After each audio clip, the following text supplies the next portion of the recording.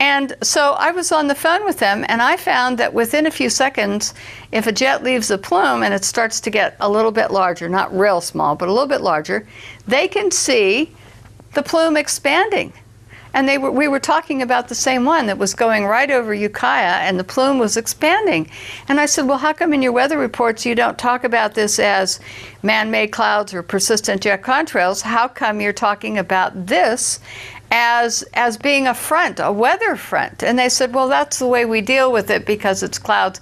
So we look at it that this is being, a weather front is coming through, and this would produce these clouds. Well, I said, but it's not being produced by a weather front. The barometer is not dropping. There's nothing going on. I said, how come you don't just use the terminology? And he said, well, we just don't. So it was an odd dichotomy of having your weather reporters who could see these on satellite, which told me that the argument that school children could do better and that they couldn't see the contrails from satellite, they can see them and they can see the cloud cover. I even found out from the National Weather Service that they can see haze. They can actually, it's so good, they can identify haze. So I began to think to myself, well, if they're seeing all this, why isn't it being reported? And it's curious because no weathermen will talk about it. If Ukiah was, the sun was occluded and all these man-made clouds appeared over Ukiah and covered the whole thing after 3 hours, they would say, well, it was a front. But you could look to the west and there was no cloud, and the barometer hadn't dropped. There was no cloud front coming in from the Pacific. There was none from any direction. And yet we were covered over in this man-made clouds and haze. And they were saying that this was part of a weather front. So I began to find that I was not happy with what was being said about what we were seeing in the skies. So then it became identifying how long these trails persisted, filming them over time to see how much they expanded, how large someone got. We looked at the black contrails, we looked at the jets themselves, and odd behavior of jets. The configuration on the jets was absolutely terrible because all these agencies were saying it was increasing jet traffic. And yet we could tell from the flight patterns that we got from the FAA that a lot of the flights were military. They weren't normal flight patterns. My Congressman Mike Thompson from California, 1st District, due to several inquiries, got these maps for me. They're 3 maps, and they're from the FAA. And then his office sent them to me. And the map shows the San Francisco Bay Area, Mendocino County, and I had asked how many flights there were over Mendocino County. So he gave me 3 separate maps. One is incoming air traffic to Oakland, San Francisco, and San Jose. One is outgoing flights to those same locations. And then a third one was what they call InterFlights. And this is designated on the map in yellow. What we discovered was in Mendocino County, there weren't many commercial flights flying over Mendocino County. So in not having many commercial flights flying over Mendocino County, we discovered that it was the InterFlights that we were seeing looping the loop around the county and making the X's in the cross hatchings. And from these maps, I first learned about InterFlights, and I also figured out that commercial airlines were in trouble. So when you have commercial airlines, if you'll note in the green and the red and the blue areas, all of these flights leave the airport, they take a trajectory and they fly in a straight line to wherever their destination is. They don't have extra fuel to loop.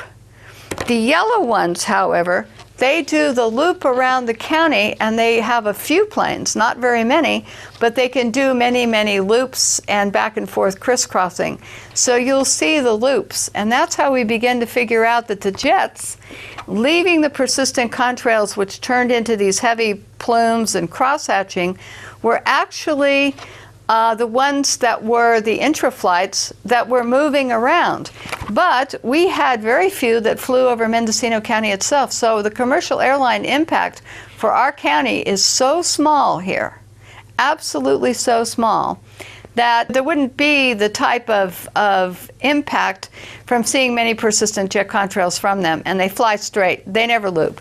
The jets around us look like racetracks sometimes, where they're going in an oval around the county, or they're going over the Pacific Ocean, over to Lake County, and back. So they're traveling across many counties in these circular patterns. And this was the first time I had the FAA representation to show this particular endeavor.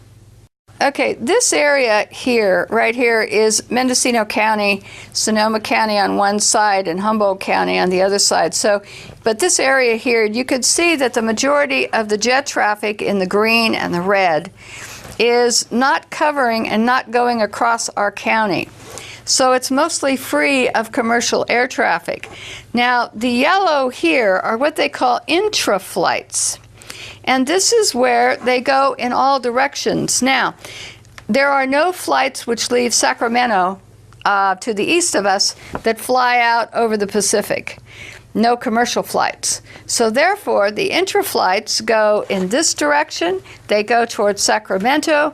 They go in all directions. But you can see the big loop pattern here, which would give you, if they were leaving persistent jet contrails that persisted, then you would see these different loops. Other jet patterns loop around the county like this. So we started to see that from this map, we learned that InterFlights couldn't possibly be commercial airlines because they'd be using so much fuel and they'd be off their schedule. And so because when you get on a flight, they say so much time and you go straight. You don't loop and loop and loop unless there's a weather problem at an airport or something. But this is way too far away for them to be looping into the San Francisco Bay Area, which is way down here. So, and these loops are way out of their range for being in any type of feeding pattern to San Francisco, Oakland, or San Jose.